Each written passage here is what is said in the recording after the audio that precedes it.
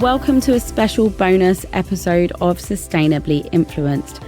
We held a live episode as part of the London Podcast Festival back in September. The episode is entitled Sustainable Wellness, Nurturing Our Planet and Ourselves. And in this episode, we talk about sustainable living and personal well-being. And yes, I am aware that that can seem like quite a heavy subject, but we're going to try and do our best to keep it light and fun. It goes without saying, but we're all increasingly focused on environmental concerns and personal health. It's crucial to understand how these two topics connect and influence our lives. And sustainability is way more than a buzzword. It's a way of living that considers the long-term health of our planet. Wellness, on the other hand, encompasses the holistic well-being of individuals, both physically and mentally. Today, we're here to examine how these two areas converge and how they can collectively contribute to a better future. Why is this intersection so significant? Well, it's because the choices we make in our daily lives regarding sustainable practices can have a profound impact on our well-being and vice versa.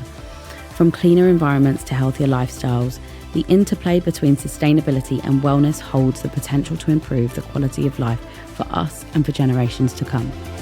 Joining me on this panel are my wonderful guests who bring their expertise and insights into this fascinating topic.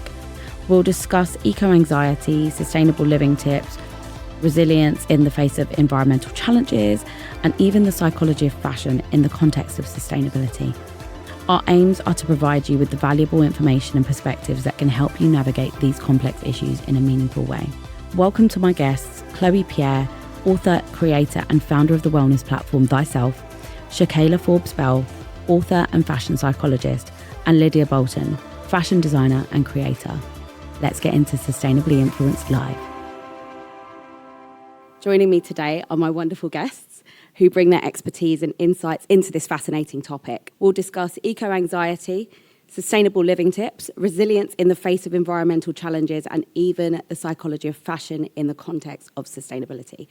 Our aim is to sort of provide you with valuable information and the perspectives that can help you to navigate these complex issues in a really meaningful way. Let's first of all kind of start by discussing the connection between individual well-being and the health of our planet.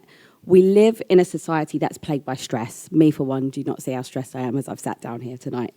Anxiety and other mental health issues in so many forms. For instance, spending time in nature, which is often a product of sustainable practices, can reduce stress and boost your mental health. Studies have shown that spending as little as 20 minutes outside a day can help to reduce stress. Moreover, sustainable practices can also have a direct impact on your physical health. And I think that this is something that we don't think about enough.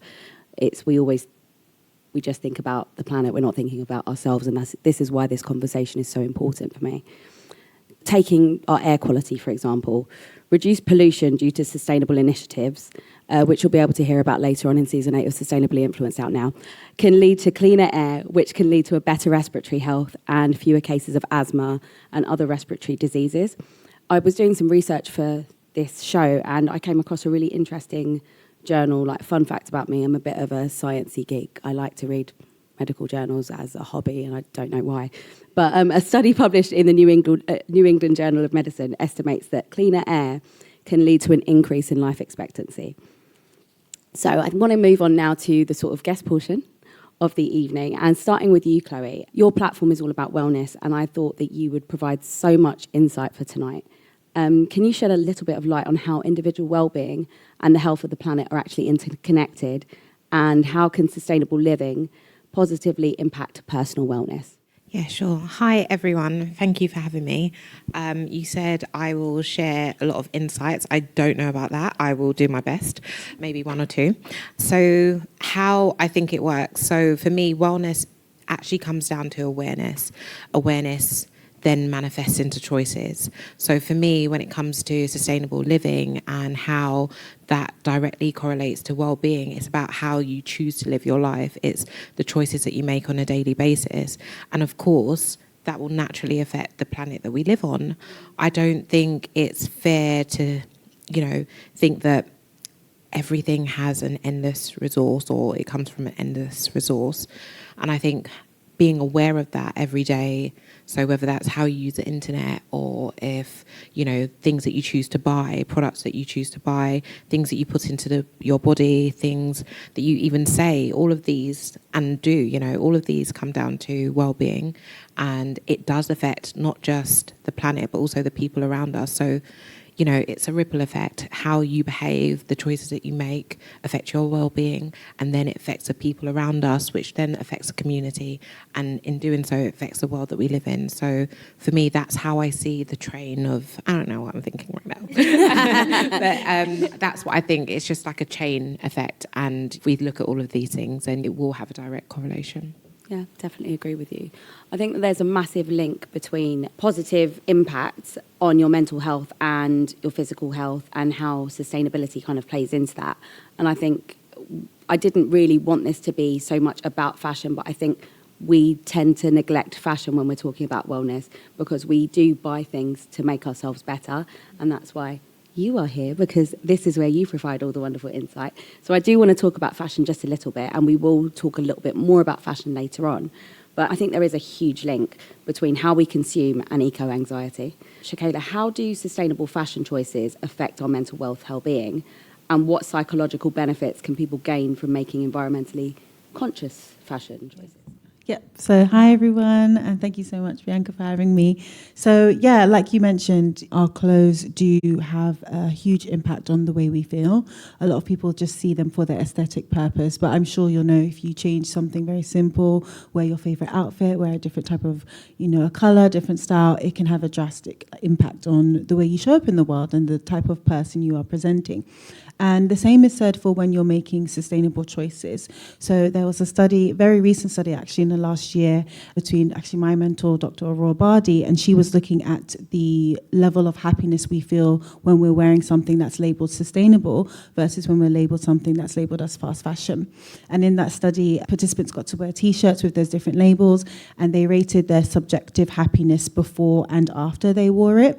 And they found that those who were wearing the T-shirts labeled sustainable said that they felt happier. And the results kind of implied that, when we make these choices that are pro-social, it makes us feel happy. And if you look at all of the surveys, people will say that they want to be sustainable, they support sustainable initiatives, but they often act against those kind of initiatives. And you have that bias there, that confirmation bias that they're trying to override. But when they are actually actively acting on those wishes, they feel better. But we need to look at the reasons why they feel better, right? So there's different types of motivations behind why people are sustainable. There's people who are they just live it. They live what they're talking about. They want to embrace it. It just makes them feel good. People like you, Bianca, who just they're passionate about being sustainable. So when their passions align with their actions, they're going to feel good. But there's other types of people who just doing it because right now it's popular to be sustainable, right? It's a pro-social behavior. It's something that everyone is doing. And because as humans, we have that internal desire to belong. We want to fit in. We want to do what's right. That's where they get their joy from. So that is what's driving them to be sustainable. So I think it's important for us to understand the nuances behind why we're sustainable. And yes, it can bring you joy, but it's great to know where that joy comes from, because then from a brand perspective, they can understand, okay, we need to target different types of people, because if you're just doing it because it's a moral good and you're just saying this is your duty, stop buying fast fashion, just be a good person. If that's not something that's intrinsic to that person, then they're going to not want to do it. And there's something called pat on the back effect, where if you do something sustainable in one aspect, you'll just carry on that good feeling for the rest of the day. So say if you took the bus here instead of driving, then then you go and see a massive sale at Shein, you're gonna, I can buy that because I've already done my good green act for the day, right? So there's a lot of different kind of psychological motivations going on, but what I'm trying to do with fashion psychology and with my book, Big Dress Energy, which is available on sale out now, which is basically trying to change the way we think about clothes, right? Start to see them as a tool to change the way you think, to empower you, to help the way that you show up in rooms, help the way that you project who you are. And I think that's where we need to be focusing on, that kind of mindset shift, not just chastising people for doing wrong, showing them that the things that they're owning and buying, it's very valuable and it's meaningful, and it should go beyond just one wear and dumping it. Wow. That's all I can say after that. Just a little bit blown away there. Sticking on the fashion trail, I think, Lydia, it'd be good for you to provide some insight there here. You're a designer and you've explored sustainable and ethical fashion in everything that you create, and you're wearing one of your designs now. I know that it was even before even asking you. I just know that it's yours. Can you share some examples of how sustainable fashion practices not only benefit the environment, but also contribute to, I want to say, more the wellness and happiness of both the people that are wearing it and the creators of the garments, because I think we often forget them. Yeah, so thanks so much for having me, Bianca. This is so fun to be here. I'm Lydia Bolton and I do upcycling. I'm all about remaking secondhand and unwanted textiles and giving them a new life. And I do this through selling products, teaching workshops and kind of upskilling other people, and then working with brands. So for this question, I think there's so much linking with sustainable fashion and with like personal wellness. And what kind of I really thought about with this question was, when I do my workshops, obviously the main theme of the workshop is to learn about how to mend and to repair something. But the main bit of feedback I get is that people have found it such like a meditative experience, and the kind of this connection of using their hands, and how much of in our day-to-day lives we don't really use our hands other than, going on our phone. And actually you kind of put your phone down and actually you're just making something with your hands. And this mending and repair is just such like a traditional sustainable technique, which was the norm 50, 60 years ago, but is something that we've lost in our day-to-day lives. But actually, and that just links so much with like mindfulness and with wellness, and that kind of using your hands and mending and also being sustainable. This is something that we explored, I think, 2 seasons ago on Sustainably Influenced, where we started to look at the jobs and trends and things that we were seeing coming out of the pandemic, where so many people had gone back to these kind of more traditional jobs and left the tech space, because going through the pandemic made so many people realise that I don't want to be doing that anymore. I want to be using my hands. I want to create something. I want to make one-off beautiful things that take a long time, cost a little bit more, but you're going to have them forever. And I think it's amazing to see that so many people have gone down that route, because I think not only is it promoting that individuality that is so lost in mass consumption, but that sustainability aspect of it as well. So moving the conversation on just a little bit, we're going to now talk about the heavier part of the subject matter, meaning eco-anxiety, but also eco-perfectionism, which I think is, again, a huge thing that isn't really talked about in mainstream media. You hear about things like greenwashing, eco-anxiety, and you think you understand them, but there's so much more to this topic area. So hands up, everybody in here, have you heard of eco-perfectionism? Okay, that's really good. I'm going to explain it. That makes me feel much better. Maybe you haven't, but have you? You might have thought about the concept, but it's put simply, it's the idea that you can only take part in the sustainability movement if you're living an environmentally flawless life, which kind of almost contradicts a little bit what you were saying about that pat on the back. Was it pat on the back defect, did you say? It's not really called anything, but it's basically, the research says that, if you feel like you've done something good once, you give yourself a pat on the back, and then you feel like you don't need to. Yeah, whereas this kind of mindset is almost on the flip, but also kind of leans into it a little bit. So personally, I think that it's something that we all have to let go of. Early on in my journey with living a more conscious lifestyle, and in the very first episode of Sustainably Influenced 4 years ago, our first ever guest challenged us to not use plastic for an entire week. I fell at the first hurdle and messed up 3 minutes into the challenge. So that made me feel great. I was so hard on myself. I was beating myself up constantly over this matter. And it was a silly, simple thing that I messed up on. I went to a coffee shop down from my office, forgot to take my keep cup, got a plastic cup, and that was it. Something really simple that you don't even think about, but in your daily life you're just going on about as normal. But it was that idea that I wasn't being perfect. I felt that I needed to change so many things, but it's more about the collective change, and if everybody's making small changes and how it compounds. And I can see somebody in the front row who's wearing a sustainable outfit that I know that used to be in my wardrobe. But so I think so many of us in this room have this feeling, whether it's the form of feeling really obsessive about reducing your carbon footprint, but not really knowing how to do that, or not using single-use plastic, like that was my big thing, and not creating food waste. I think that's a huge one, especially in today's society. in my personal opinion, I feel it's just something we really do need to let go of. So the idea is progress, not eco-perfection. Eco-anxiety is a term which has gained a lot of traction in recent years. It refers to the feelings of worry, fear and stress caused by climate change and the breakdown of our planet. It's becoming increasingly prevalent in today's society, especially among the younger generations. And a study by the Woodland Trust shows that 65% of people are worried about climate change, with 25%, so 1 in 4 people, identifying as really worried. And women, around 70% of women, are more worried than men, at around 60%. 20% of people aged 16 to 24, and I found this one really interesting, would be willing to have fewer children than they would like in order to address climate change. For me, I look back at that and think that's 16 to 24-year-olds considering a really, really huge life decision before they've even started living. And I think to me that was a really wild stat, so I really wanted to include it. Many of us have so many personal stories and experiences related to eco-anxiety, whether it's feeling overwhelmed by the dire predictions of grappling with a sense of powerlessness in the face of environmental issues. It's essential to acknowledge these feelings, I think, and to start a conversation about them, because just looking around this room, it just shows that we're not alone in this. Coping strategies are really crucial when it comes to managing eco-anxiety. And that's where I think I want to talk to you a little bit more about that, Chloe. So techniques like mindfulness and engaging in climate activism and seeking support from friends and mental health professionals can be really, really effective ways to navigate these emotions and channel them into more positive action. But Chloe, so eco-anxiety is becoming increasingly prevalent, as I said, especially among young people. How can we foster a sense of well-being and resilience in individuals who may be struggling with eco-anxiety while still inspiring them to take positive environmental action? Yeah, so I wanted to start off this question, or to answer this question, with the fact that eco-anxiety, or any anxiety that you have around like climate change, climate control, sustainability, is completely rational. It's a real thing.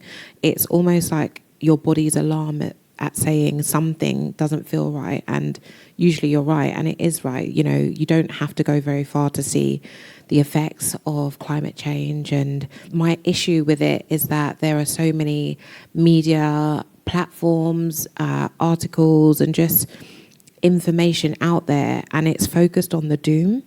And of course, that's essential to know, but there's less options and less information around what we can be doing.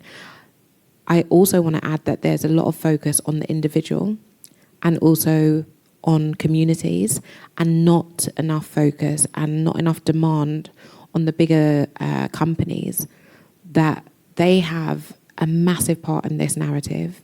They have a massive part to play. And I just don't feel as if the focus is necessarily on them. And even if it is, there's not enough demand as to say, do something about it. And I think as a younger person, or just a person in general that has eco-anxiety, I just want them to know that they're not alone, for one. Two, there is something that you can do about it, but it's also good to recognise that it's not just your role or your thing to, you know, change. Control isn't just for one person. And as long as I believe you're doing what is in your control and what you're able to do, that's the best thing that you can do. When it comes down to perfectionism, again, I just think having that kind of mindset is great as well. You know, what can I physically do? What can I do that is sustainable? Yes, I can go and, you know, try and not use plastic every day. But at the same time, is that sustainable? Am I going to be able to wake up with that same energy every day to do it? Probably not. You know, I feel very bad sometimes that a lot of the products, I actually had one night when I was like, yeah, I just don't want to use plastic anymore. And everywhere I looked around, there was plastic. It's wild. I have a 2-year-old. There's so much plastic, and I don't know how, but he breaks it all. And there's like little bits of plastic everywhere. It's insane. I don't know why I'm whispering, because he's not here, but, you know. But it's true what you're scary. saying. I'm like, is he going to come running through the door? Just see Siri just come running through. But when you think about the amount of plastic that's out there, and that's a really simple one. When we think about it in the grand scheme of things, the amount of things that we could probably give up, whether it's buying clothes altogether, or buying nothing new for a year, or only buying organic, or taking the train and not driving, or not taking cabs or buses and things. But plastic to me is always the top one that people say, and it's always the one that people trip up on. Because I think it's that idea that you have to give up everything.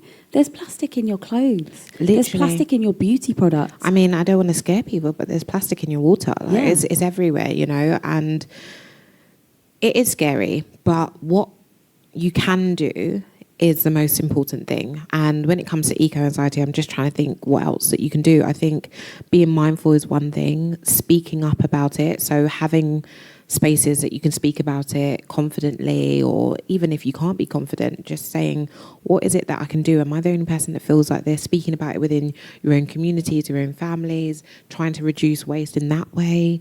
And then putting pressure. I'm a firm believer, go to the source. It's not us necessarily doing things. We're buying into these things. Some of us don't have the choice to buy, more sustainable things, or to completely reduce our plastic usage, so put the pressure back on the people that are doing it. Put pressure on the people that are serving you water that has plastic particles in it. Put pressure on the people that are mining in the sea and doing horrendous things to our planet. Those people need to be hung. Drawn and quartered, yeah, okay. Yeah, I do. Yeah, I think it's really evil, because, if we don't do that, then we don't have an earth to live in. So if you're the person doing that, then, chop, chop. I think one of the other things to think about when it comes to eco-anxiety, going back to the start of the show where I spoke about going outside, and I think for me that's a really big one, and it's just a stress reliever just across the board. Whereas when I go outside and I spend time in nature and you just sit there for a couple of minutes in silence, not scrolling on your phone, and you get to appreciate the beauty around you, for me, that reminds me that I need to look after the planet, but it doesn't do it in a way that absolutely terrifies me. I think that's been a huge thing for me. I just, for a moment, just want to see, because you've mentioned your own personal story and something that scares you with eco-anxiety. So either of you want to share your own tips, or not tips, your personal experiences, or something that has scared you? I think for me, when I was researching for this talk, I came across a study from the University of Plymouth, and it said that wearing your clothes can release more microfibers into the atmosphere than washing them. And well, we're all going naked then. Let's just be nudists then, because what are you supposed to do with that? And it's very stressful, and I'm kind of echoing everything that Chloe said, is that, you can start getting into a hole of thinking and just spiral out of all sorts and just think there's no hope. And there is that a big issue of, personal responsibility. We are incredibly individualistic as a culture, and we're becoming more so every single year. So that idea of having, your own carbon footprint and, it's just down to you, that's stressful, and that's something that has been perpetuated for a long time. And there's so many apps now teaching you how to calculate your own carbon footprint. I think they serve an amazing role in the community, and it does help you if you are somebody looking to make the change. But if you are somebody who has the fear associated with it, it can almost exacerbate that and make you feel a little bit more nervous. So, yeah, exactly. And there's only so much we can do individually anyway. So one thing I try to do is a lot of grounding techniques, which is basically a type of mindfulness practice that just reminds you to be here in the moment. I think a lot of times if we think too far in the future about where we're going to be in 5-10 years, we've all heard all the stats, we've seen all the reports. It's scary. So we need to try to, stay present in the moment, take those deep breaths, think about what we're seeing, what we're hearing, what we're smelling, and really just try to be present. Because in a sense, every day is not promised, right? We can only do so much for the time that we have now. We don't even know if we're going to be here in the next few years to even deal with these issues. So we can only try to just live as good as we can now and try to be respectful of ourselves and be grateful for the choices and the decisions that we are making now. I think oftentimes we don't give ourselves that pat on the back, that we should, making those changes. We always think there can be more. And I do think a lot of sustainable content can be quite harsh, Yeah, so I think there needs to be room to understand that people they're fallible and they are trying to grow and trying to learn, but just remembering to be quite present. Before you share your story, Lydia, on the back of what you said, a lot of the content out there around sustainability is incredibly scary. And for me, one of the things that I did was to actually mute certain things and certain people on social media, because their content is so radical. Not that I don't believe in what they do, I do, but for me it became so confusing and so almost traumatic to watch, that it used to leave me feeling really down on myself, thinking I'm not doing enough. How do I make the world a better place? Yeah, and it's so hard because that type of content, it can have the opposite effect on someone who's not already like inclined to be sustainable. It can push them to the other side as well. And it's a shame because those people, they do have a lot of insight and they have a lot of empathy and they understand, but a lot of the times people are, in general, humans are incredibly selfish. They're like inward looking, they think about themselves. And that's why with fashion psychology, I try to teach that, you know, sustainable behaviors have a personal benefit. They can help you align your beliefs with your actions, make you feel whole, just make you feel more content, make you feel more grounded. And that's, I feel like that's the avenue that we need to get the content in, to understand on your personal level, on your day-to-day, how can these actions benefit you, rather than thinking very doom and gloom, because again, it's so easy to just scroll past it, even if it is valid information. Yeah, definitely.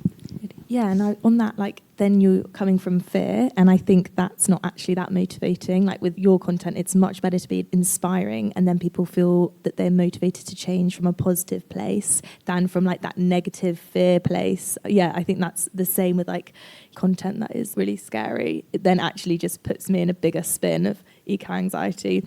I feel like the whole time, not the whole time, a lot of the time, eco-anxiety and eco-perfectionism. And I think even though I do upcycling, I then think, but this textile still exists on the planet, and yes, I'm giving it a new life, but then where does it go next? So it's really hard to not overthink your own practice and think, actually, what could I do better? And then kind of the more you learn, the more you can then really feel like that. But I went to a panel talk a few weeks ago, maybe a month ago, and they spoke about doomism, and I hadn't heard too much about doomism. But it's that feeling that we've lost the climate battle. And they were all saying how dangerous this feeling is. And actually, it's really dangerous to feel helpless. And that's really what large corporations, they really rely on us feeling powerless. And they really rely on us feeling like too scared to take action. And actually how important it is to try and not feel like that and really like focus on what actually you can do, like what you were saying, Chloe, what actually actions we can take to really combat that feeling. And it was really motivating because, you know, when you go to these talks, you do feel a bit like doomism, and I do feel like that a lot. But then it was so kind of like motivating and inspiring to me, like, actually, no, like it's really dangerous to feel like that, and really try hard to not feel like that. And then again, focusing on progress over perfectionism, and actually all about that collective change. And my mum always says this quote, which is like, my individual action won't make a difference, said a whole line of people. And it's just like a really good reminder that how all of us together, all of our actions add up, and actually it is all about the collective. But yeah, also very much agree with the fact that so much of the ownership is put on us as individuals. 100%. Yeah. I always think back to that, one of the early statements that I saw when I was starting to look more into more conscious living, which was at the time it was 7 billion straws. When you talk about giving up plastic straws and everybody's saying, oh, well, giving up straws isn't going to do anything, because I'm doing a male voice because that's generally where I hear. Sorry, guys. But you hear a lot of people say, oh, well, what's the point of me giving up plastic straws? How's that going to help the environment? But if you think about it on the basis of each individual person on the planet, if they gave up one straw in favour of something more eco-friendly, we all know the paper ones aren't great, guys. Like they turn to mulch, but pasta straws aren't too bad. They're great. But finding something as an eco-alternative, look at that compounded change that we can then remove that amount of plastic from the planet, or remove that production, or find a new use for it. But yeah, so I think thank you so much for sharing your insight and your experiences, because I think it makes it so much more relatable for everybody here and everyone listening when our panelists and our experts share that we're just human and we feel these things too. So taking it back to fashion again, and back to consumer behaviour more specifically for a moment. We're in the middle of Fashion Week, as I said, and the whole purpose of Fashion Week is to look towards the new season and essentially think about the things that we can buy in a couple of months and what's coming after. And we're seeing so many designers setting the trends for the upcoming season, and then we see the high street take those trends and then see fashion brands, or fast fashion brands, I should say, adopting these trends and pushing it out to the mass market. So, Shakaila, I think most of us here are aware, I'd say somewhat aware of the role that the fashion industry plays in contributing to the environmental crisis, with fashion as an industry being like the second biggest polluter on the planet. How can we address the eco-anxiety related to fast fashion and consumerism, and what strategies can individuals use to mitigate these feelings? Yeah, I think it's all about changing your approach to clothing. And it's hard because, like I said, we're humans, we're social. And studies have shown that when we wear clothes that are trendy, people positively respond to us. You know, they want to be with us, they feel like we're cool and want to be part of the clique. So there's a lot of like positive social feedback we get from, you know, being trendy and buying into these pieces. Of course, we get that boost from novelty, you know, getting something shiny and new. So there are a lot of things to combat. But I think if we look at the flip side and think about the positive things that we can get and benefit from shopping secondhand, from repairing, upcycling. Like, it's so interesting what you were talking about, Lydia, or you're like repairing and mending. There's a theory called endowment theory in psychology, and it basically says that you place greater value on things that you have customized, and that increased level of ownership makes you feel better and you put higher value on it. So I think having that knowledge out there and letting people understand that if they can have something they already own and twist it to make it new and make it trendy, then that's something that they can own and see themselves as more valuable by extension of owning it.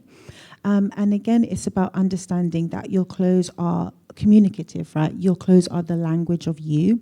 And I always say I don't like the idea of having maybe too much of a minimalist stripped down wardrobe or like too much of a capsule collection, because as humans we are multifaceted, right? Our garments should be as expressive as we are. So start looking at your wardrobe as like the story of you, and think about how you can be creative with it, mix and match things, create something new with things that you already own, because again, you're getting that positive benefits from novelty and you're getting the psychological benefits of being creative. Creativity is such a powerful tool.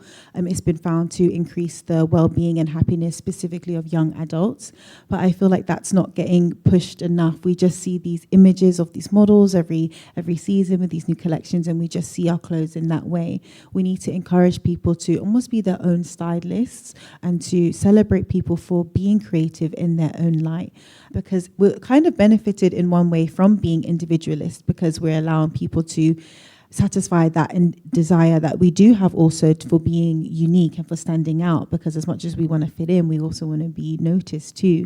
So maybe we need to celebrate that level of it and being like creative and not following certain trends exactly as they are, but embracing them in a different light. So it's just encouraging people to use their wardrobes almost like a playground, and that will help satisfy that desire that they have by maybe not jumping to purchase like a new collection. I think one of the things for me, when I look at my wardrobe over the years, I've been many different people. I feel like your wardrobe expresses who you are at that time.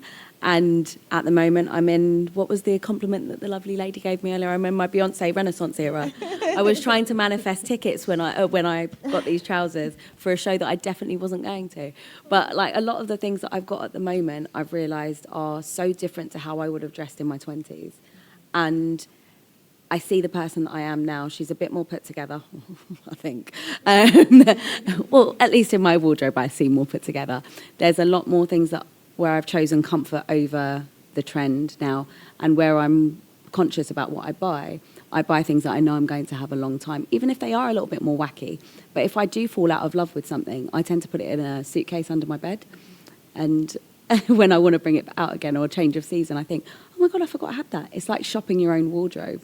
And then you look at different ways to style it with new things in your wardrobe or other things that you've bought. And then if I know that it doesn't fit me anymore, or I've got to a point where, no, this doesn't serve me as the person that I am now, I then stick it on a resale platform, like #WeLoveVinted. But no, thank you for sharing that. So sticking on with fashion for a bit. So Lydia, out of everybody here, I think you probably have the most like sustainability focused platform, I'd say. And working as a designer, I'm just like blown away with, because I think to myself, how on earth do you deal with eco-anxiety and manage this as a designer in the sustainability space, as a very large content creator, because you are open to so much scrutiny. But what advice can you offer to our listeners who may be dealing with this? I think it kind of really goes off so much about what Shakaila says, like I think, and just like leaning into like your own personal style and your personal self. And feel like when I go to events and things, sometimes I feel like, I should really get some new shoes because, everyone is wearing this certain style of shoe that I don't have. But I think then I kind of like just remind myself, actually, no, like I have lots of shoes and that, yes, I can get a new pair of shoes if I really want them, but I shouldn't buy them purely because I need to feel like I need to fit in with all these other people at the event. And that's even coming from, like knowing that I'm so in like the sustainability space and like I'm really passionate about it, but definitely still feel like that external pressure to like either fit in or be like seen to be having like new or like cool things. It's really hard. I guess giving yourself a bit of grace with it, and like everyone feels like that, but then just trying to like really lean into dressing like with your own values and like reminding yourself about that, and wearing things that then you feel good in. Sorry, can I just add? I think there's something to be said about living within your means. So that could be really linked to where you are in your mindset as well. So like what you said, I was thinking, what do I wear? And I do this every time. But if I do look in my wardrobe, there are things that I can wear, and that's living within my means. Is it sustainable? Like not just even in the wider scheme of things, but is it sustainable to my pocket? Is it sustainable to my household? Is it sustainable to the future that I'm working towards, my personal future, to go out and buy something for one-time use? Thinking about it in that way is really important. And I've got one more thing to say. Back to what you were saying about your work and upcycling, I think there's something to be said about the fact that you're creating a solution. And I think more solutions give people less chance to be anxious about things. So you're providing a service that says, this is something that we're all trying to fight. This is what's out there. This is what we have in front of us in terms of the material. And here's a solution. You can create this. You can share this. You can do something. And I think the more solutions we have, the better. And that's why I bring it back to what I said earlier, is that there's a lot of doom news articles and outlets, but there's not enough solutions. So this is a solution. Having more conversations is a solution, and I guess your mindset is a solution as well if you invest in it enough. Yeah, definitely. And off the back of all of that, that was exactly what I was going to say, funny enough, because I think there's such a big link between your personal, let's just say your wardrobe and what you're spending and your finances, because so many people try to keep up with the latest trends, with what's out there. The amount of girls that I saw, I was in central London yesterday, all wearing the Loewe jeans that are really trendy and all over Instagram. And I thought to myself, how many of you really got £800 to spend on a pair of jeans? But they probably have enough to buy like yarn and thread and make their own design. Yeah. Yeah. It's literally the same thing. Yeah, it's literally the same thing. I was like, what is that going on? Why am I seeing this all the time? And then I clocked, I was like, yeah. There's so many people doing it, but I thought to myself, I was like, you've all bought into this trend. And I'm not going to lie, they're a nice pair of jeans. But I'm not going to be spending that, but for the same reason, because I'm thinking about sustainability in the more traditional sense of, is this sustainable for my lifestyle and my pocket and what I'm trying to build with my life? Let me see how many people were in them in a year's time. Yeah, but you'll see them all over secondhand retail sites. Like there was I think on Vinted, after the Barbie movie came out, there was, I think, a 900% increase in pink things being sold on Vinted and eBay. I think more specifically Vinted. I can't remember the stat for eBay, but that just goes to show we're still impulse buying. And a lot of it is coming from Gen Z. As much as we all say that they're a lot more with it and climate conscious, they do still buy into the trends, and then they do sort of buy and sell a lot quicker. So, yeah. I think especially for Gen Z, like, in terms of psychology, a lot of research says that when we are in our younger ages and we're trying to find ourselves, we tend to try to find ourselves through clothing and through outfits. Number one perpetrator of that. God, yeah. And it's so difficult because you want to give the younger generation a chance to explore and express. And I think changing your style is a great way to figure out who you are and who you aren't. It's just hard because they are the generation that most supports this type of, sustainable behavior, but then they're the highest proponents of shopping on fast fashion sites. So it's a really difficult and nuanced type of thing to balance, and it's so hard. And again, you don't want to chastise them too much because they're the ones that's going to have to face this issue that we're dealing with. But then it's important for them to know that, your identity is not completely tied to the things that you can or can't buy. There should be more avenues open for them to express and to find themselves in a different way. I was kind of just probably going to go on a tangent about Gen Z being the most climate conscious I think they've been brought up with it being the biggest. They've been completely brought up with it being at the complete forefront and it being an emergency, not a crisis. I think there's like so much nuance in it, and there's so many people really that all are like promoting being more sustainable and so passionate about the environment on like all generations. And actually we all need to come together and not just see Gen Z as solving the problem, but actually we all are in this, and we all have so much solutions and need to work together with it, not just being like about Gen Z. It's everyone's problem, especially those that created the problem, because most of our issues have come from the past 70 years of industry. So think to like my parents, grandparents' ages. I blame all of them, really.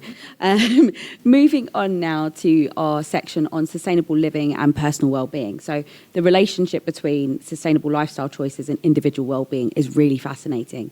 When we adopt more sustainable practices like reducing waste, conserving energy and choosing eco-friendly products, it not only benefits the planet, but our own well-being. So Chloe, how do you encourage individuals, that was really hard to say just then, to make sustainable choices that also promote their personal well-being? What are some of the sort of examples that you can provide us today of this synergy? Yeah, sure. So something that I try and practice myself is, instead of rushing to answer or rushing to do something, taking a big deep breath. So I really believe in... I'm covering my face Oh, because I do God. that all the time. But it's good. I think it's like it happens when you eat. I think that's what mindfulness is about. It's like before you make any movement, any decision, like taking a deep breath, like thinking about it. I think there's this need to be really quick and like we're on this short space of time, but actually there's a lot more time to be had. Time is obviously a construct as well. So the more you lean into that, like just take a deep breath, think about something before you do it, think about what you're going to say before you do it. And having that kind of process when you're like buying is really important. When you're consuming whatever it is really important. Some of the notes that I made today to think about in terms of what can you do and what kind of tools do you have, I think it's really important. I said it in my book, which obviously is out now as well, called Take Care. It's having a mental health toolkit, and you can also do the same when it comes to climate control as well. You can, or climate change or anything that kind of worries you, is to have a toolkit. And that could be, like I said, breath work. It could be having someone to speak to. It could be figuring out what the next steps are, and having that plan. I think everyone has a plan for their career, but what about having a plan for your actual life and I guess where you want to be and what that looks like? And if you're into sustainability as well, like what can you do in the future? What is in your 5-year plan when it comes to being sustainable or being more mindful? I wanted to add as well, just in general, I think community is a really important part of this whole conversation. And I think what we need to do is be more active rather than just waiting for things to happen and then being able to try and bring in like preventative course. We should try to be more preventative rather than wait for things to happen. And when it comes to climate change, I think being aware of where you live and the environment around you could be a great way to kind of diminish eco-anxiety. Is like having a toolkit. So, for example, if you live near somewhere that's like, I don't know, like if they say London is like a massive sink. So, being aware of that and just knowing that if you're scared about something happening, like what would be your first steps? What could you do? And I think that really plays into like the nature part as well. Like, where are you living? What is around you? What are the damages that could happen, and what part can you play, and what is your exit strategy? And I don't want to scare people, but I mean, for me, if where I live is a building, then it's making sure that I have an exit route and knowing what that exit route is, and that goes for anywhere that you live. I don't know if that's answered your question, but those are the things I was thinking about. That gives us a lot to think about, I think. People don't think about their own surroundings so much, and I think obviously we have to look at it from the perspective of a Western society, because we do live in a more metropolitan area, most of us. We're all in and around London, I'm guessing, and where you live impacts your life so much. If I lived out in the countryside, I'm sorry, babe, I'm about this close to moving to a farm. Like, if you take me to a countryside, I'm going to move there and nobody's going to bring me back. But if I lived somewhere like that, where I had a more rural kind of area to be in, to be able to get outside, to be able to be around animals, to be able to grow, if I could grow my own food, I'd be the happiest girl in the world. If you follow me on Instagram, I do consider myself to be a farmer now. I grew 6 tomatoes this summer and 4 strawberries. So things like that, it all impacts how you look at the world around you, how you look at this climate emergency, not crisis, because you're right, and how you can then take those actions and steps to move forward. We've spoken a bit about conscious consumption, and I think it's really key to what we're talking about. And being mindful of what we buy and the environmental impact of our purchases, we can really experience a sense of purpose and fulfillment, as you said. And you've mentioned loads of studies that have shown people who prioritise experiences over material possessions tend to be happier. And this shift towards experiential living aligns with more sustainable living as well. So I think this is another thing that we can think about, where if you've got a friend's birthday group, we've all done it, where you've got a massive group birthday and everybody puts together and buys them something. I think in the friendship group, we've kind of stopped doing that. It's let's do stuff together. Let's go out and make memories and experience something, whether that's I'm really hell-bent on next summer going to a vineyard and doing some wine tasting and doing things like that, and just having that experience of life instead of constantly feeling that need to consume and buy more stuff. And it doesn't have to be something boozy related. You can just go out, have a little picnic, go for a walk together and doing things like that. So Shakaila, from that sort of psychological perspective, can you explain how conscious consumption and mindful living contribute to improved mental health and overall happiness? God, I feel like, we've really covered it. Like, it's just about understanding, I guess, how your beliefs and your actions like marry up. I think when there's that disconnect, we experience this thing where, God, what is it called again? It's basically saying that when you, self-discrepancy theory. So self-discrepancy theory essentially says that when there's a disconnect between who you think you are and like who you actually are portraying to be, you feel this discomfort. And obviously that can lead to negative emotions like stress and anxiety.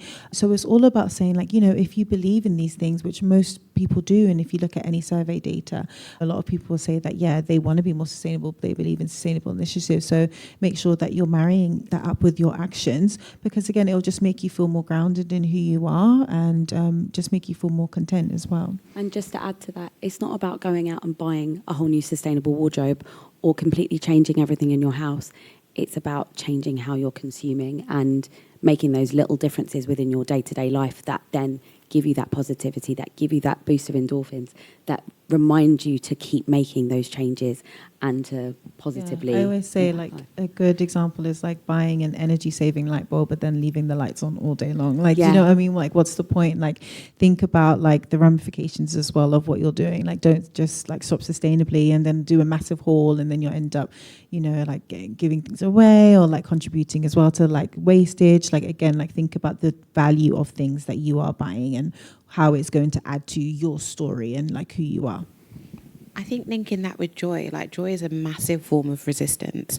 I name it in the book. Audre Lorde actually mentioned it years and years ago. So like leaning into joy, and what does that look like? And joy without material, joy without, like you said, experiences, like doing that more is one of the biggest acts of resistance. And, if we look back at COVID and cost of living crisis and hearing the then Prime Minister saying that, if we want to fight cost of living crisis, then we should get rid of our Netflix and things, that's removing our joy, which then removes our motivation for doing anything else. So step more into your joy, get outside, do the things that like actually mean something to you, that, you're not going to get a massive tick for, or, people are not going to be screaming out in terms of like your popularity online, but it's going to fulfill you, and that is like just more sustainable, basically. Yeah, and switching off from social media. 100%. Having a lot of people... And knowing that it's there for a purpose as well. Like, we do it as some of our jobs, but at the end of the day, it's not real. What is real is like what you can see, what you see every day. That is what you should be living for, not just for the gram. Yeah, definitely. I don't want to live for the gram. But it's that thing where so many people are doing, is it offline, 48 offline? I can't remember what the hashtag is. But something along those lines, where they're off for the whole of the weekend. So they do like a sign off on a Friday afternoon and don't come back until Monday morning. And they go off and they just they're not on their phone. I love it. Yeah. I think it's a really nice way to... And that's fighting Instagram, that's fighting the system. Yeah. It's like messing up their algorithm. Yeah, and it goes to show that it's their job. When you go to work on your day-to-day lives, whatever you do, you go to your office, you switch off at 5 or 6 p.m, depending on where you work, and you don't think about it again until you go home sometimes. So why can't we do that with social media and as creators and people who use social media to build their profile? That's another big thing, and I think that also is a great way of reducing that anxiety associated with that eco element. I just want to look at a few ways that we can talk about incorporating sustainability into everyday life. Lydia, you're very well versed in this area. What practical tips can you share with our audience for easily integrating sustainability into our daily routines? Yes, so when I read this question, the easily really stood out to me because I think it is a lot harder being more sustainable. The world we live in is built for convenience, and that doesn't always, marry up with being more sustainable. So I think kind of firstly just acknowledging that it is harder, it is more work, it is more effort. And I guess it's like what Shakaila said, living in how you identify. So if you actually do identify as wanting to be more sustainable, then actually it is more effort. And I think that's okay, because I think then you can beat yourself up if you think oh no, I got that plastic coffee cup, but actually it's harder to always remember your reusable cup. And I definitely don't always remember my reusable cup. So I think, firstly, just thinking that it is harder, and well done everyone for trying. And that's all we can do. And that's, back with the progress over perfectionism. And then kind of as a loose guide, I think about where has this product come from and where is it going? And that could be your clothing, the food you buy, kind of all aspects of how you live your life, the impact of how it was made and who made it, and then afterwards where will this item go? Will it kind of be polluting landfill in another country, or is it food packaging where you could have maybe gone to a more local produce place and bought a loose item? But then again, it's all about what you can do that kind of builds on your own lifestyle. So for me, just kind of I only have to cater food for myself. So it's actually way easier for me to try and buy food not in plastic than for someone else that is maybe doing meals for a lot more people, or so I think it's kind of thinking about what you can do within your own lifestyle. And also, I think where you spend your money is very important. I think we vote with our money, and who do you want to give your money to? And I think when you think like that, you naturally then also can be more sustainable, because do you want to give your money, which is then resources and then growth, do you want to give your money to brands that kind of care about the planet and care about the future? Or do you want to give your money to people that already have huge amounts of resources, and then you're just giving them more and more, so then they have more power? Definitely agree with you. Moving on to our final section for the evening, we're going to talk a little bit about building resilience in the face of environmental change. So the environmental challenges that we face today, such as climate change, pollution, are all undeniably daunting, as we've discussed tonight. However, it's really essential for all of us to focus on building resilience in the communities and individuals who are facing this. Yeah, every time I think about it, it kind of just makes me reset myself, because we've had this wonderful conversation tonight, and then I go back and think about the people that are really facing this in the global south, and people making our clothes, making most of our products, making most of the things that we consume. So Chloe, how can communities and individuals prepare themselves mentally and physically to face environmental challenges? I know that's quite a very broad question, so I'll let you take it. I think I kind of answered it before. Maybe I was just jumping the gun. But just so excited to get the info out there. Basically. But I just think, being aware of... So I think when it comes to communities, I think it's being aware of what you can do as part of a community. As I said before, it's about addressing things head on rather than waiting for them to just be catastrophic and then dealing with things in more of a crisis mindset. So kind of looking at the areas that you live in, what's around you. I think there was a stat, and I don't want to say this wrong, but I think some people that are based in the Philippines or other places that are really experiencing climate change, firsthand, their anxiety is going to be through the roof. Thinking about what you can do to help those people from where you are, being aware that, we are a global community as well, so that if something is happening in the global south or wherever, that it is going to affect us. It's just a matter of time. And although that can be scary, what can we do about that now? What can we do about that as a community? And, again, bringing it back to the people that actually have some part to play in this narrative, actually a bigger part to play. What are they doing? How are we going to demand that they make some changes alongside what we're trying to do. And I just think like banging on those doors is really, really important. And I think probably that's where we're going to see the most change. You know, it's really great recycling and it's really great like using reusable cups and all of those things, but that's only going to get us so far. And when push comes to shove, that's not what's going to get us out of a crisis or an issue. But yeah, legislation is the next step. I'm gonna go stand outside the government. I'm gonna go stand outside Parliament and just be like, can you make some changes, please, and stop backtracking? That would be fabulous. But Shakaila, I want to just talk a little bit about how sustainability affects what it is, fashion and psychology, but more so about how people can actually implement these practical changes. So sustainability, as I said, covers such a broad spectrum of areas. It's so much more than just fashion, which I think so many people hear the word sustainability and think fashion now. But we've discussed a million different ways that we can be more mindful tonight and how we can make better choices. But how can the audience actually take that away tonight? And can you provide us with a few practical ways that they can put these things into action? So for my book, I thought, there's so many different tips and it can be quite overwhelming. So I came up with a rule, which I think makes things really easy. So it's called the 4-3-2-1 rule. So anytime you're going to shop for, I've always marketed it as something for fashion, but a lot of the people that have been doing it say that they do it for anything that they're planning to buy. I've tried it and I feel like you can do it for beauty, for food. Really? Yeah, you can. Yeah. So, and I do, and I really think it's drastically changed the way I approach consumption. So 4 is think about yourself in 4 years' time. So there's studies that say, well, regarding fashion, that we have a dynamic relationship with our clothes that impacts our the way we see ourselves. So the person that we hope to be, the person that we fear to be, and the person that we are most of the time. So the person that we hope to be is often like us, like in the future, like our best selves, like our most sustainable selves, like living our best lives. The person we are most of the time is kind of like where we're at now, like our balancing our like imperfections with the things that we're like trying to improve on in our day to day. And then us at our worst selves is typically, us when we are thinking that we need to buy into the latest trends or doing things that are, not in line with what we want, or like buying it because we're feeling like that pressure. So if you think about your self in 4 years' time, that best self is the thing that you're planning to buy going to fit in with that picture that you have. If it is great, if not, then you need to get it. And then 3, speaking back to the creativity element, like can you rewear or can you use this thing in like 3 different ways? Can you wear it to 3 different events? A lot of times I would buy something like back in the day and I'm thinking, okay, I'm just going to wear it for the picture for the gram, and then it's done. Like I can't wear it again.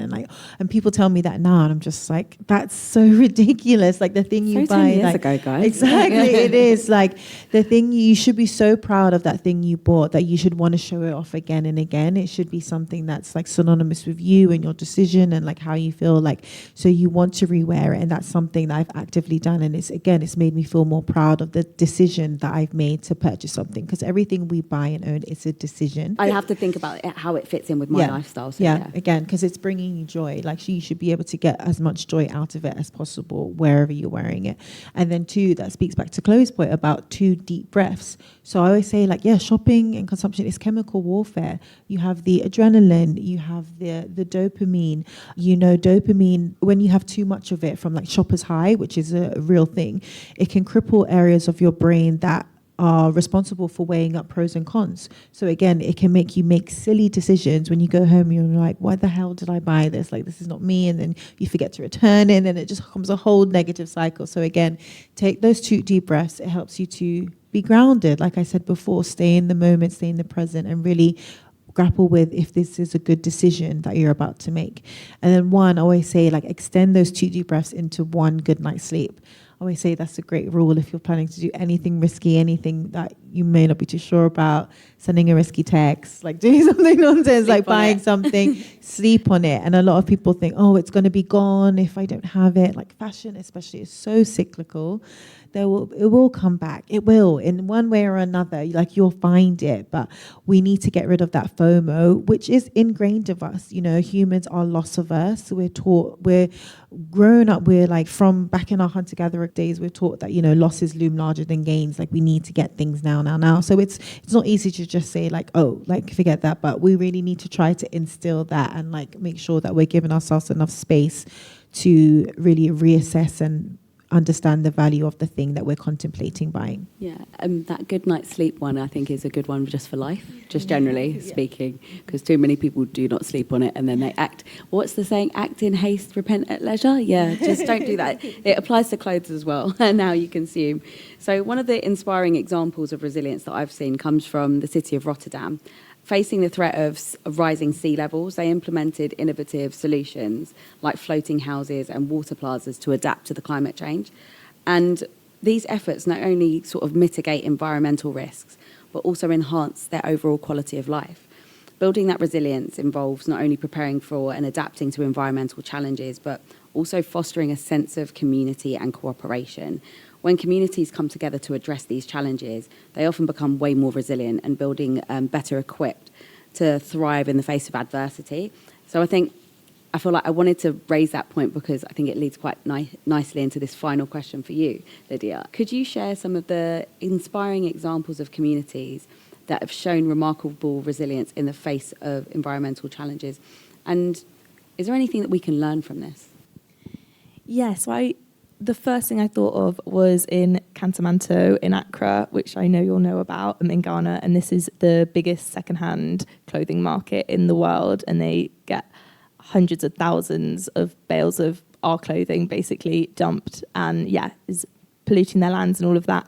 But in there, I've learned about this from the OR Foundation, there's so much creativity, and they're all reusing these materials and dyeing these fabrics and remaking them, and it's just a whole community and area really who like focusing on waste being a design flaw. I mean, our waste, not their waste, but our waste being a design flaw, and they're just using their skills and creativity, and they're tailoring to remake it and give it a new life. So I think that kind of just that whole mindset of we've already produced enough and what can we remake and turn it into.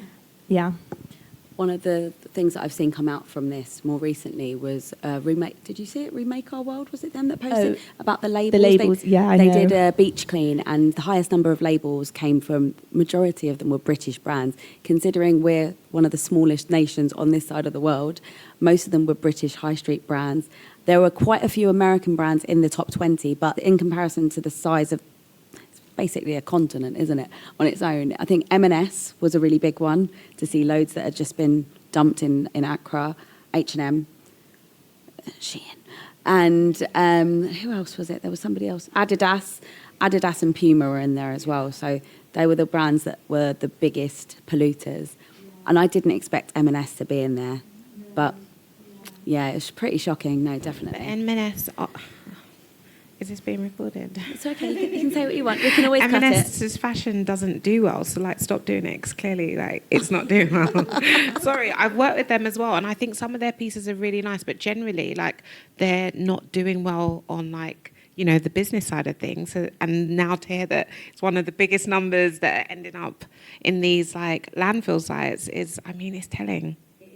I'm so petty. It's ridiculous, but it's true. No, right? I totally agree with you. Right? It's not petty at all. I think it's a really fair point. If that people say if it ain't broke, don't fix it. Yeah, it's people love your broken. food. Do that. Yeah, stick to food. Food is great. Invest in sustainable packaging for the food that people like.